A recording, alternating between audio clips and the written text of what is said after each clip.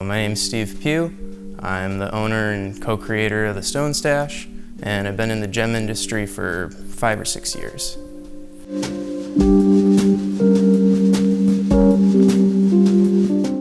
I've always had, I guess, an interest in accessories. I've always kind of found a love for, people that get joy out of wearing something. It becomes part of them, and jewelry can be the epitome of artwork.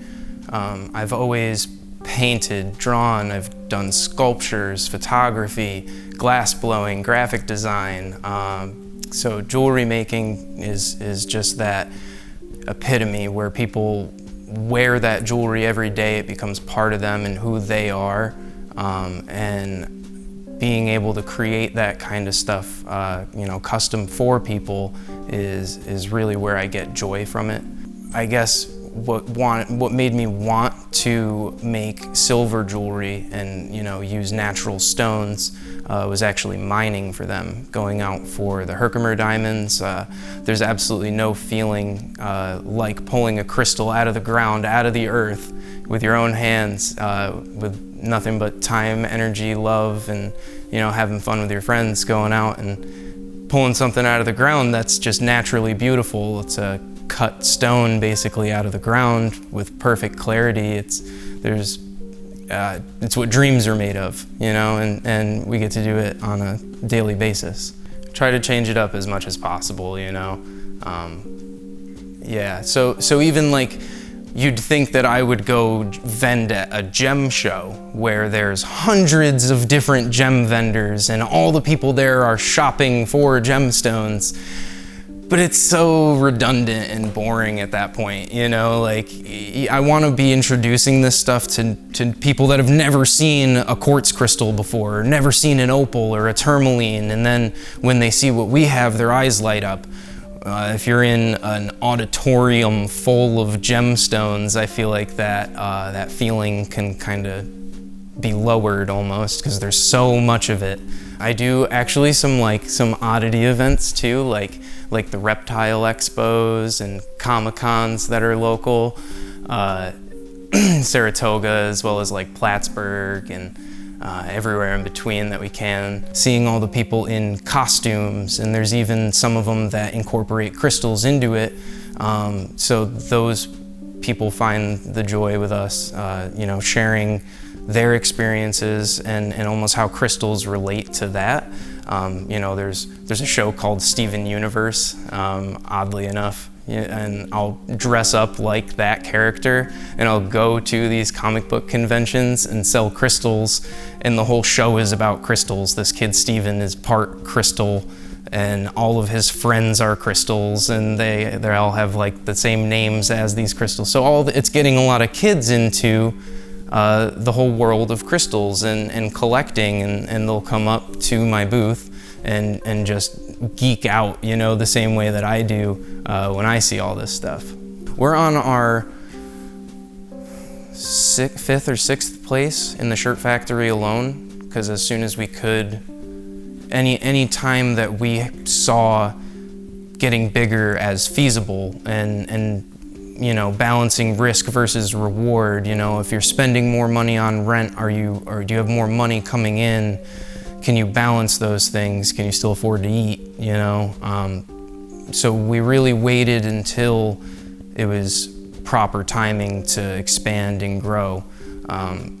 When we first moved into our 100 square foot store, we outgrew it as we were moving in.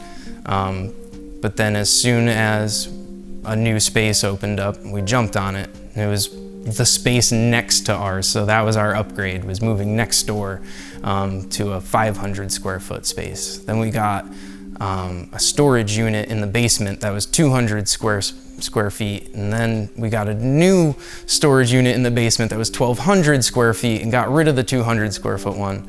And then we actually got to upgrade our shop to a 1,200 square foot, with built-in cabinets that wrap around the whole shop with built-in LED lights.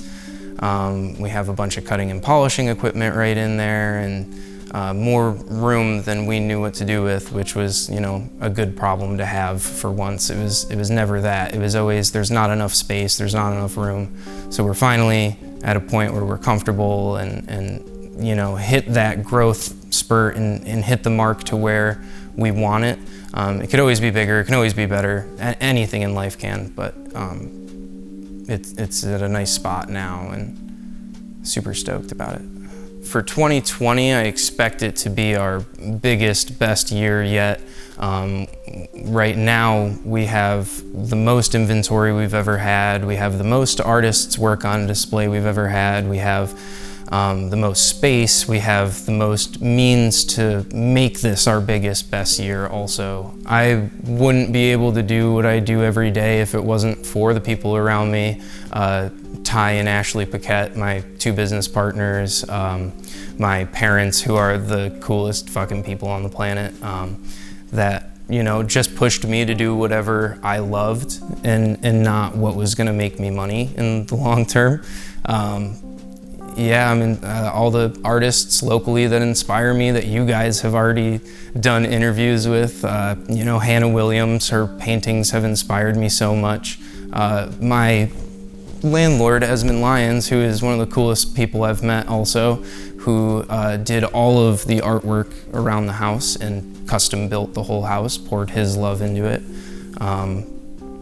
Oh man, so many people, honestly, that inspire me. Joe Biss. Joe Biss is a super cool dude, very nice, very humble, and amazingly talented.